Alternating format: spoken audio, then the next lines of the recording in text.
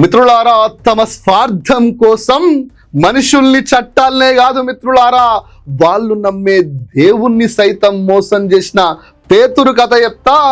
అలాంటి పేతుర్లు మన రాష్ట్రంలో, మన దేశంలో, మన చుట్టూ అడుగడుగునా ఉంటూ దళితుల పొట్టగొడుతున్న దొంగల గురించి మీ ముందుకి ఎలా తీసుకొస్తా, వాళ్ళ కథ ఏందో చెప్పే ప్రయత్నం చేస్తా. అసలు పేతురు ఏందో తెలవాలి కదా మిత్రులారా.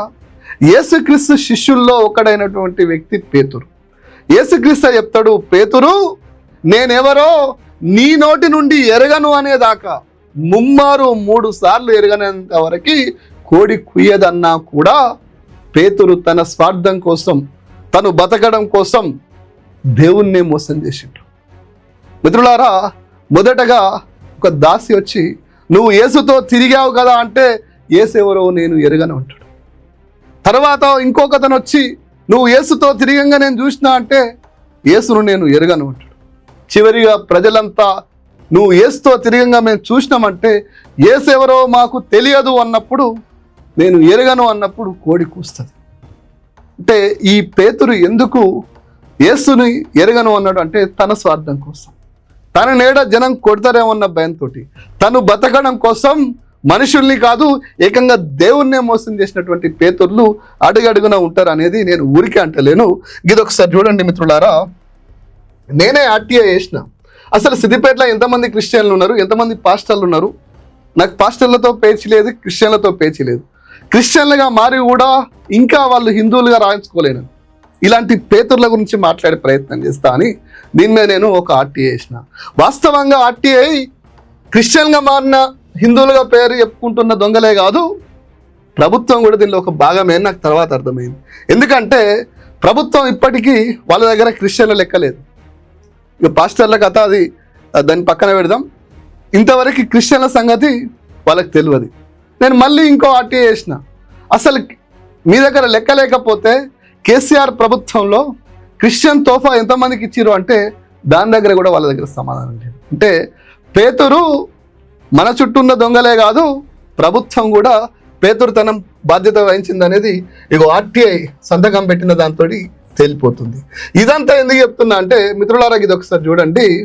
మతం మారితే ఎస్సీ హోదా పోతుంది, క్రైస్తవం స్వీకరించిన వ్యక్తులు ఎస్సీలు కిందికి రారు, హిందువులు బౌద్ధులు సిక్కులకే హోదా అని చెప్పేసి దేశ అత్యున్నత న్యాయస్థానం తీర్పిచ్చింది.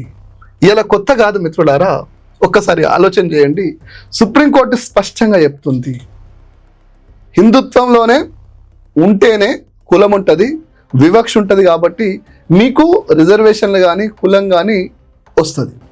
మీరు మతం మారినాక, మతం అంటే కంప్లీట్గా మతం మారినాక, దేవుణ్ణి విశ్వసించినాక, మేము దేవుణ్ణి విశ్వసించట్లేదని ఇంకా హిందువులమని చెప్పే దొంగల గురించి, ఆ దొంగ పేరు చెప్పుకొని, హిందూ పేరు చెప్పుకొని పదవులు అనుభవిస్తున్న నీచుల గురించి ఎందుకు నేను మాట్లాడకూడదు?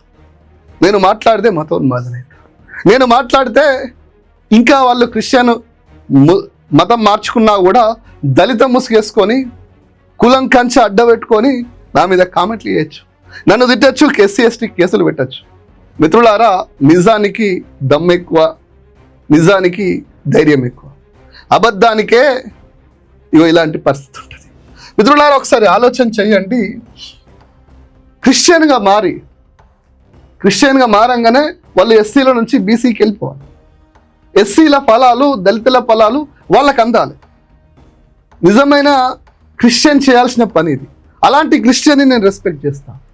నేను క్రిస్టియన్ని అని చెప్పి ధైర్యంగా చెప్పినటువంటి క్రిస్టియన్ని నేను రెస్పెక్ట్ చేస్తా. అలాగే నా ధర్మం పట్ల వాళ్లకు సహనం ఉంటే, క్రిస్టియన్ కాగానే నా ధర్మం మీద తీరుతా, నా రాముణ్ణి, నా కృష్ణుని, నా దేవతామూర్తుల్ని అవమానిస్తా అంటే సహించే ముచ్చట్లేదు ఇక్కడ. మిత్రులారా, ఒకసారి ఆలోచన చేయండి. పరమత సహనం లేనోనికి ఇక్కడ సెక్యులర్ అనే పదం లేదు. పరమత సహనం లేనోనికి సెక్యులర్ అనే పదం లేదు. నువ్వు మతం స్వీకరిస్తావు, మళ్ళా ఎస్సీ పేరు మీద కులమడ్డం పెట్టుకొని ఇష్టారీతిగా తిడతావు, దేవుళ్ళని తిడతావు, దేవతలను అవమానిస్తావు, ధర్మాన్ని కించపరుస్తావు. ఎవడిచ్చిన నీకు హక్కు? గట్టిగా మాట్లాడదామని ఎవడన్నా ముందుకొస్తే వాడిని ఎస్సీ ఎస్టీ పేరు మీద భయపడిస్తామంటే ఇక ఆ రోజులు లేవు. మిత్రులారా, దేశంలో మెజారిటీ హిందూ దేశంలో హిందువులకి రక్షణ లేదు. వాస్తవంగా హిందువులకి రక్షణ లేదు. ఇక్కడ శాంతి పేరుతోటి మతం మారిన వాళ్ళు చేస్తున్నట్టు ద్రోహం ఇట్లుంటే శాంతి కాముకులని చెప్పుకునే వీళ్ళ పరిస్థితికి ఇది. జిహాద్ కోసం ఆల్ మాలిక్ ఇస్లామిక్ యూత్ ఈ రోజుదే న్యూస్ ఏర్పాటు చేసిన విజయవాడ వాసీ రహమతుల్లా షరీఫ్, మిర్జా సోహెల్ బేగ్, మహమ్మద్ దనీష్లతో కలిసి కార్యకలాపాలు, ఆల్ ఖైదా, ఐసిస్తో సంప్రదింపులు, దేశవ్యాప్తంగా నెట్వర్క్లు. వీళ్ళు ఏమన్నా పాకిస్తాన్కి పోతా అనుకున్నారట, దొరికిరు. వీళ్ళు పాకిస్తాన్కి పోయి మానవత్వం గురించి తెలుసుకొచ్చుకుంటారా? ఏం తెలుసుకుంటారు? హిందువుల మీద దాడులు చేయాలి, బాంబులు పెట్టాలి, మానవ బాంబులు అవ్వాలి, దేశంలో అలజడి సృష్టించాలి. ఇది శాంతి కాముకులుగా చెప్పుకునే కొంతమంది నీచత్వానికి పరాకాష్ఠ ఏదైతే, ఇంకొంతమంది మేము ప్రభువుని నమ్మునామని చెప్పేసి కాయిదాలలో మాత్రం పట్టాలలో మాత్రం ఎస్సీలుగా చెలామణవుతూ బీసీల ముఖ్యంగా దళితుల పొట్టగొడుతూ బీసీలను ఎస్సీల పేరుతో ఓసీలను ఎస్సీల పేరుతో బెదిరిస్తూ వీళ్ళు ఎలా డ్రామా ఆడుతారు. ఇంత జరుగుతున్నా కూడా ఈ దేశంలో హిందువులకి సోయరాదు. ఇంకా సెక్యులర్ ముసుగులో, పాపం సెక్యులర్ మాయలో ఇంకా వాళ్ళు ఏం చేయాలనుకుంటారో వాళ్ళకి అర్థం కావట్లేదు. పరమత స్థానం కొంతవరకే ఉండాలి. ఇక్కడ దళితులను దోపిడీ చేస్తుంటే వాళ్ళ ఉద్యోగ అవకాశాలు ఎత్తుకపోతా అంటే దీని మీద మాట్లాడుతున్న వాళ్ళ మీద, మాట్లాడటం మీద కామెంట్లు, తిట్లు, కేసులు, అక్రమ కేసులు. ఏమనంటే ఇక అది మామూలు కథ కాదు. నిజమైన దళితులు ఆలోచన చేయాలి. మీకు అన్యాయం చేస్తుంది ఇంకెవడో కాదు, మీ దానిలో మతం మారి నేను ఇంకా హిందువుననే పేతురుగాళ్ళు, వాళ్ళని గుర్తుపెట్టమని చెప్తున్నా. మతం మారిన పేతుర్లను బయట పెట్టుర్రి. మీ పిల్లలకైనా ఫలితాలు అందుతాయి, రిజర్వేషన్ ఫలితాలు అందుతాయి.